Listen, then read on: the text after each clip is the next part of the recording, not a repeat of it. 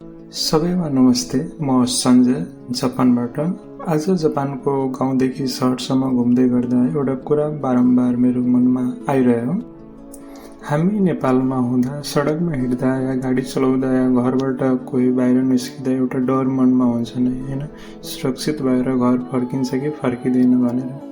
कहिलेकाहीँ एउटा सानो गल्ती एउटा सानो लापरवाहीले कसैको पुरा परिवार नै खाली बनाइदिन्छ।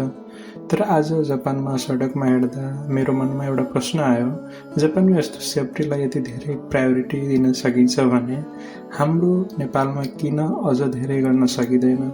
आज म जापान गाउँदेखि सहरसम्म हिँड्दै गर्दा नेपाल र जापानको सडक तथा सेफ्टी मैले देखेको फरक तपाईहरू माझमा सेयर गर्न चाहन्छु।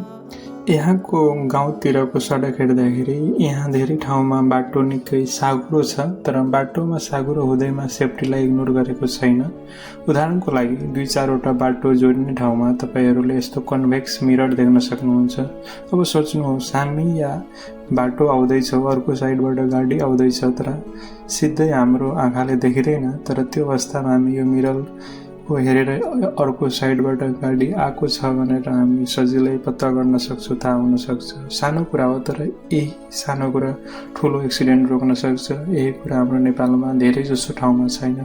1-2वटा ठाउँमा हामी हेर्न सक्छौँ, त्यो पनि सहर ठाउँमा जाँदाखेरि मात्र।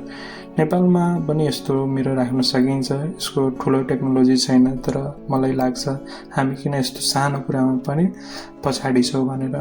अर्को कुरा, जापानमा निकै फरक छ।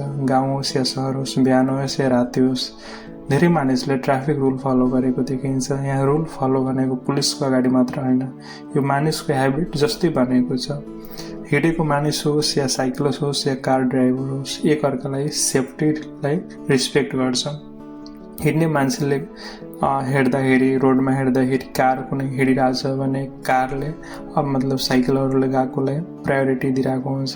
गाडी मात्र होइन, सडकमा प्रयोग गर्ने मान्छेले सेफ्टीलाई महत्त्वपूर्ण गरिरहेको हुन्छ। यता कन्ट्री साइडमा हिँड्दाखेरि ठुलो डिफ्रेन्स छ। यहाँ कारको लागि छुट्टै रोड छ हिँड्न र साइकलको लागि छुट्टै स्पेस छुट्याएको छ, रेलवेको लागि छुट्टै ट्र्याक छ।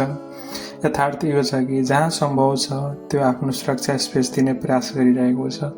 अब तपाईँ आफै सोच्नुहोस्, मान्छे हिँड्ने बाटो अलग, बाइसाइकल बाटो अलग, कार हिँड्ने बाटो अलग, ट्रेनको लागि बाटो अलग। यस्तो प्लानिङ भएपछि एक्सिडेन्टको रिस्क भनेको धेरै कम हुन्छ।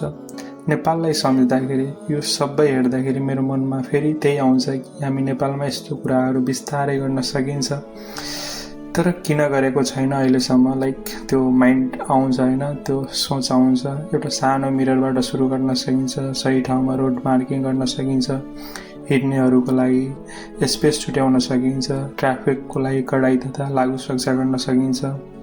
यस्तो सानो सानो सेफ्टी कुराहरू हाम्रो नेपालमा सडकमा अझै भएको छैन। कतिपय धेरै परिवारले आफ्नो मान्छेहरूलाई दुर्घटनामा गुमाउन सकिरहेको छ यस्तो सानो सानो कुराहरूलाई। तर हामीले यस्तो सानोलाई विकास त भन्दैनौँ, तर पनि विकास भनेको त्यो ठुलो बिल्डिङ र हाइवे चम्किलो सिटी मात्र होइन। विकास भनेको एउटा सानो आमा आफ्नो छोरा र छोरी घरबाट बाहिर पठाउँदाखेरि सुरक्षित भएर घर फर्किन्छ भन्ने ढुक्क हुन सक्नु भन्ने हो।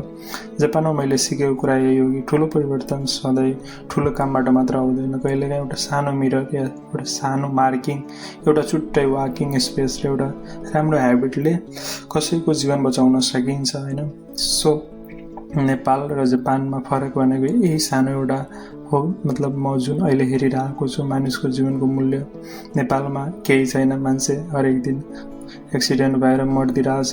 गाउँमा हिँड्दाखेरि बाइक चलाएर कोही मान्छेले यता एक्सिडेन्ट भयो उता एक्सिडेन्ट भयो, सानो सानो एक्सिडेन्टले मरिरहेको हुन्छ। सडक केवल गाडी हिँड्ने ठाउँ होइन, यो कसैको घर फर्किने बाटो हो। धन्यवाद।